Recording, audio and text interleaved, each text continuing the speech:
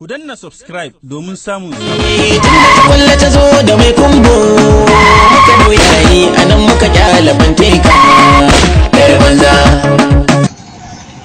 Tare ido ki bayin hawaye amarya ta kurmin ki angonki ne gani na zo gidan uwar ka zo kar ku take ni daurin aure zan je. Ai mata a kame kam tabuwar rawa iya rawar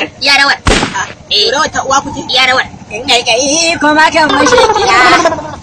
bai haƙi da rayuwa ake bikin auren gata ka gata wannan banza ka gata wayya daga ji ina waka gwani nan tafi dauran auren shi kuma ku fara kai ma canza ka ai daga nan ni yau akan zan kwana sai na yi dauran auren Ado Adami Isa Gwanja ba sha uku ga wata bane sha uku ga wata wannan goma wani kin yau da tawai kai saboda ni Ado Gwanja da ganin da ce ka taba zo yaka shi yasa ma zan je ni kuma ya gani kin zai yaya ma kin ga fito sarari ihu kimin takunki kama da na dan madari karkada nan yan mata jijjiga nan. Ku danna subscribe domin samun sababbin